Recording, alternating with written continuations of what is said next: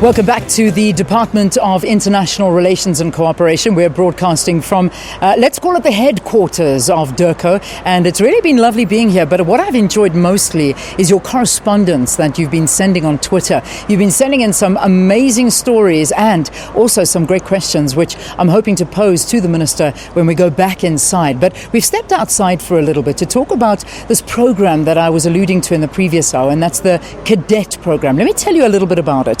To allow citizens to be in this diplomatic program, every year the Department of International Relations invites applications for a 12-month internship program as a contribution towards skills development, as well as giving unemployed graduates an opportunity to gain some experience in various areas. So we are now joined by two of the cadets that are part of this particular program. My first guest here is Nkoana-Mashabane and then Kabelo Ramonkhane, two of the year's cadets from this Diplomatic Academy Cadet program. So nice to have both of you. Welcome to the program. Thank you.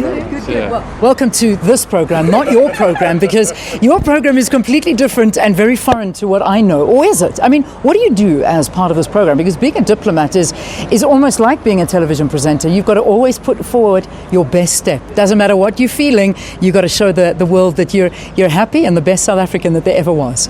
Yes, I mean, we started our program in July 2015, and it's really grueling and it's an intense program because I think they want to produce diplomats that can withstand pressure and can represent South Africa irrespective of where they are. So you have to know your foreign policy when you're deployed and you're in another country. So this is obviously, I mean, what you're working towards is to eventually become one of these ambassadors or heads of missions in whichever country you're hopefully deployed in.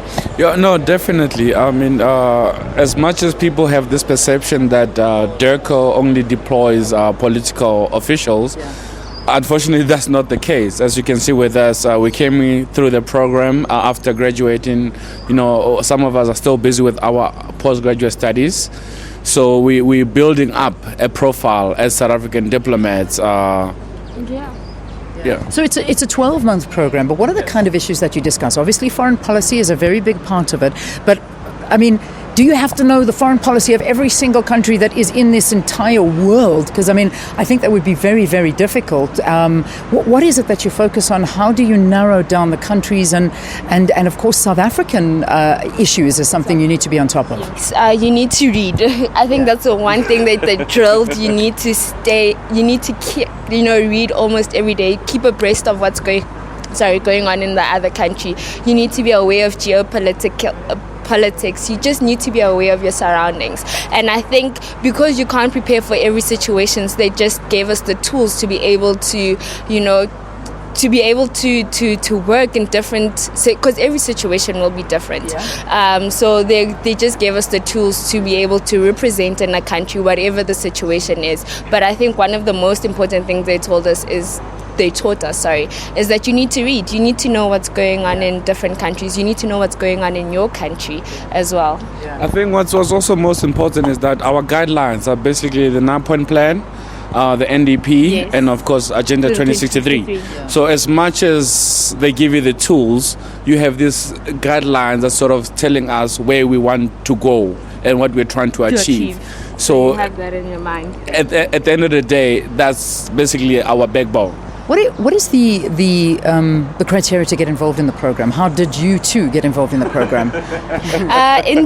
We applied. I saw. Where did you see the application? In your newspaper. Yeah. In the newspaper. And you applied. And we applied. What were you studying? Were you studying anything before? I was studying. I was doing my honours in communication, BCom communication, but I had done international relations as my elective modules. Okay. And we have people from different. You have law, economics. So people. So it's from all walks of life. I mean, it's not that you have to study political sciences and that's it. So you can do. I mean, for instance, I was asking the minister, how do I become an ambassador? I mean, Vienna, for instance. I keep saying Vienna because I want to go there. But I mean, so anybody that has this kind of interest, I mean, you want to be a part of this program, you can get involved. I mean, you can apply and hope to get accepted. Yeah, of course. The one thing that's so interesting about the program is that you meet people with different skills. Yes. And because South Africa is trying to venture out into the world, we're a very young democracy, so we need people with economics. We need people who specialize in law. We need people that specialize in communication. It's a variety of skills. And as much as I specialize in international relations, I learn a lot from Kinelwe, who specialize in communication. You see, so we sort of brush off each other and then sort of try to bring the country forward. As much as nobody sees what DERCO is doing, because we don't really cater day to day to the South African public. We do provide services to the public that want to move abroad, but consular service, for example. However, our mandate is outside the country, so it doesn't require just one skill. I mean, it's amazing. I mean, you don't actually see the work that they're doing all over the world, but they are working so very hard, which we're going to get to terms with when we go back inside. We're going to go back inside shortly, so do stay tuned. We're going to speak to some of the ambassadors now, as I've been promising you, and there are a couple of issues that I'd like to pick on, particularly peacekeeping. US elections are coming up, different economies around the world we're seeing struggling everywhere, and how we are dealing with that and learning lessons to hopefully not implement it. Final question: If you have to get this ambassadorial role, which country would you love to represent? I mean, we're just dreaming here, aren't we? Where would you love to be? I think I'd love to go to Senegal. I'd like to brush up on my French, and I'll be forced. Why not? Beautiful. Senegal. Love it. So you wish Senegal, you wish? Somewhere in Africa. Okay. It doesn't matter where in Africa, but somewhere in Africa, because as South Africa, we believe, as Nelson Mandela said, we can't be... Because Africa is like at the center point of our foreign policy. If I may, I think the two of you should go together, because you bounce off each other so beautifully. We won't go any further than that. It's kind of like a married couple, but you're not. We'll leave it at that. Don't you love it? I think we got to deploy them to one country so they can work together. Guys, well done. Isn't it stunning being in that room? It is. I mean, this is your future. You know this. Yes. I love it. Well done. And good luck. Good luck. All right, so talking to us there was Kinelwe and Cabello. They're both a part of this program. And we're going to go inside. Let's take a very quick break and we're going to continue. But we're going to speak to some of the different ambassadors. I'm really looking forward to this part of the program. Please don't go anywhere.